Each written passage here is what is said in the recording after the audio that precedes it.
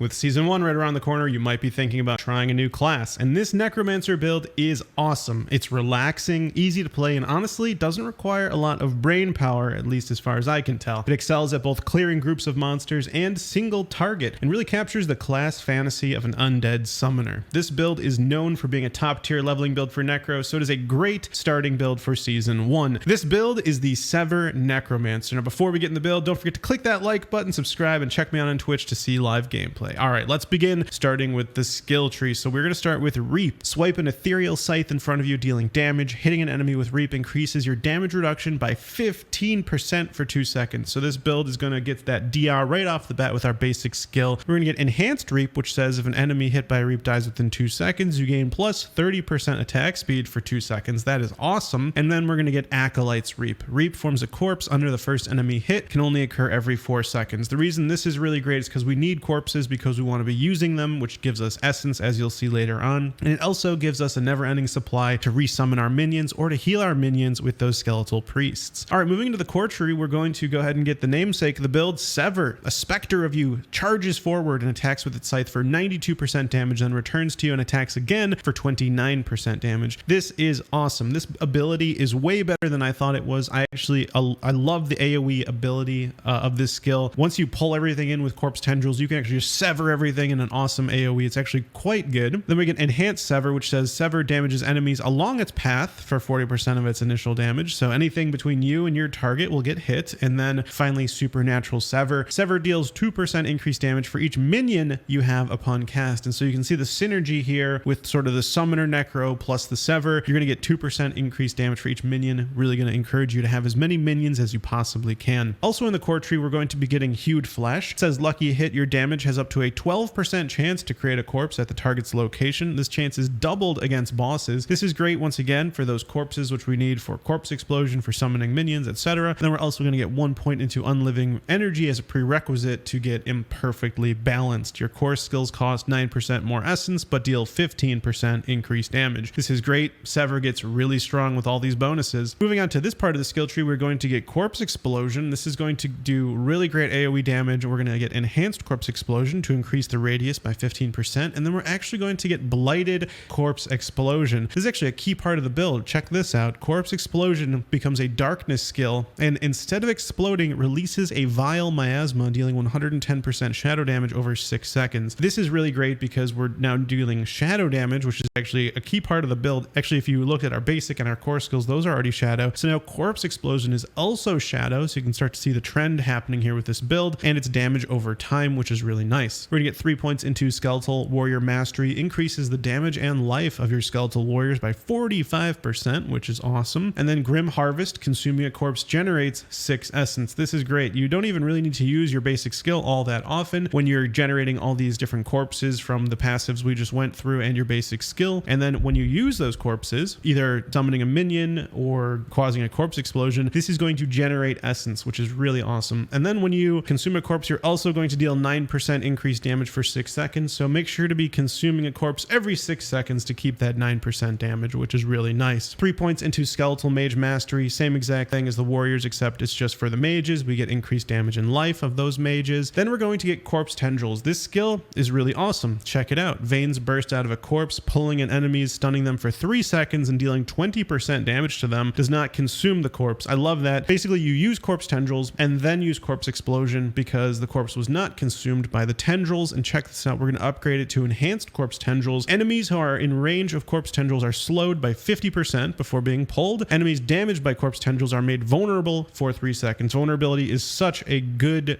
thing to put on enemies. 20% increased damage is so strong. You pull them all in, they're all vulnerable, and then you just sever for awesome AoE damage, which does tons. We're going to put 1 point into Reaper's Pursuit. Damaging enemies with darkness skills give you movement speed by 5%. This is just a prereq because we actually want to put 3 points into Gloom. When you damage enemies with darkness skills, they take 6% increased damage from you and your minions for 2 seconds, stacking up to 3 times. So that's 18% increased shadow damage. Awesome. And then 3 points into Terror. Darkness skills deal 9% bonus damage to enemies who are slowed and 9% bonus damage to enemies who are stunned or immobilized. These bonuses stack and apply to shadow damage dealt by your minions. So this is awesome. And notice how it says stunned, right? Well, we're also going to get Crippling Darkness. Lucky hit, darkness skills skills have up to a 15% chance to stun for 1 second. And we're only going to put 1 point into this because it's only going to increase the duration by 1 second per point, and that's just not very efficient. So this is kind of a 1 point wonder here in this skill tree. Moving on to the ultimates, we're going to get 3 points into Golem Mastery, increases the damage and life of your golem by 75%. Very nice. 1 point into Inspiring Leader as a prereq, 3 points into Hellbent Commander. Your minions deal 30% increased damage while you are close to them. 3 points into Death's Defense. Your minions cannot lose more than 30% of their maximum life from a single damage instance. This is really great against hard-hitting bosses, things like world bosses or bosses that have just a really strong charge-up ability. This is going to keep your minions alive during those intense fights against a powerful monster. And then finally, Shadow Blight is our key passive. Shadow damage infects enemies with Shadow Blight for 2 seconds. You and your minions deal 10% bonus damage to enemies with Shadow Blight. Every 10th time an enemy receives shadow damage from you or your minions while they are affected by Shadow Blight, they take an additional 22% shadow damage. So this completes the whole shadow build. Of course, we're doing tons of shadow damage with all of our different abilities. Even our minions are dealing some shadow damage as well. And so this is just perfect. It's the cherry on top. Let's move on to the gear and skills, starting with the legendary aspects, which I love to talk about. Aspect of Might is absolutely one of my favorites. Whenever you use a basic skill, you get 20% damage reduction. You can unlock this by completing Dark Ravine and Dry Steps. You can put this in, your helm, your legs, your chest, wherever. The next defensive we're going to get is Aspect of the Protector. Damaging an elite enemy grants you a barrier, absorbing X damage for 10 seconds. Unlocked by completing Lost Archives and Fractured Peaks. That one's really easy. You can get this one very early on. And then one of my absolute favorites here is an offensive aspect called Aspect of Grasping Veins. Gain 10 to 20% increased critical strike chance for 6 seconds when you cast Corpse Tendrils. You deal 30% bonus critical strike damage to enemies damaged by Corpse Tendrils. This is just perfect, right? You just use Corpse Tendrils. They're vulnerable. You deal bonus critical strike damage to them. You have increased critical strike chance on those enemies, and they're all pulled in together. Perfect for you to combo with Sever over and over. It's going to just absolutely send them into the meat grinder once you use that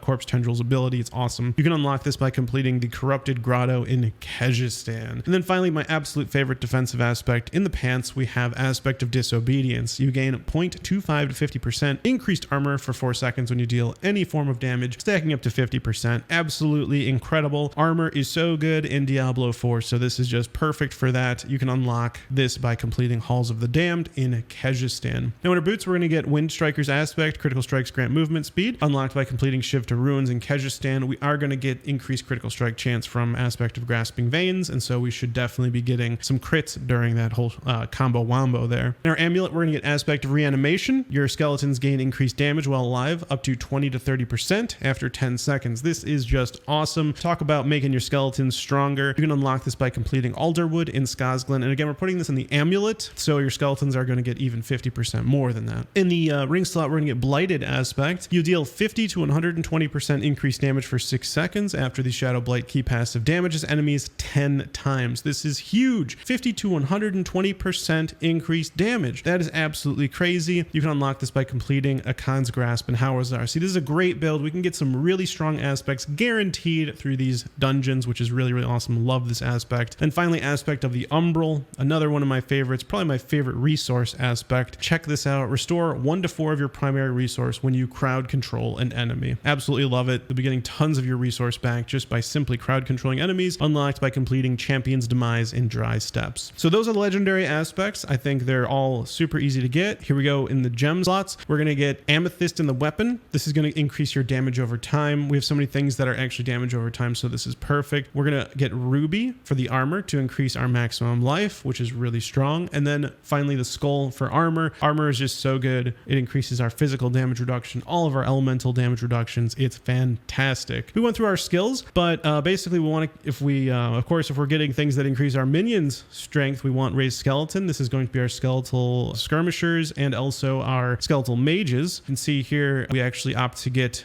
upgrade number 2. Reapers have a 15% chance to carve the flesh off enemies forming a corpse. We love corpses for all the different reasons we went through in the skill tree. We can get more damage from consuming the corpse, resource from consuming the corpse, and we need those corpses to use our abilities. Skeletal mages here. Shadow mages fire an additional shadow bolt every 6th attack, and the reason we want shadow mages is because we're doing all this shadow damage, and it's great synergy when your minions are also dealing that shadow damage. For the golem here, you can see we're also going to get the golem. We're going to get the blood golem, and it says right here your blood golem absorbs 15% 15% of damage you would take. Such a strong, awesome golem ability to just take 15% damage that you would have taken instead of you, which is great. And then on top of that, check this out. The blood golem drains life from nearby enemies to heal and bolster itself. Awesome, awesome, awesome. So I love the blood golem, absolutely my favorite. Of course, we're going to have Reap and Sever as our other two skills. And that is the Sever Necromancer leveling build. You get to utilize all of your summons with this build, which is really fun. It really captures that Necromancer class fantasy. I actually think this build is very relaxing. I never really feel threatened. My minions are constantly taking care of stuff, and I just sit around creating shadow blights all over the ground using Corpse Explosion, which is just absolutely awesome. That vile miasma, right? Hope you guys liked this video. If you did, don't forget to click that like button and subscribe for more. My name's Toyhouze, and I'll see you in the next video. Take care.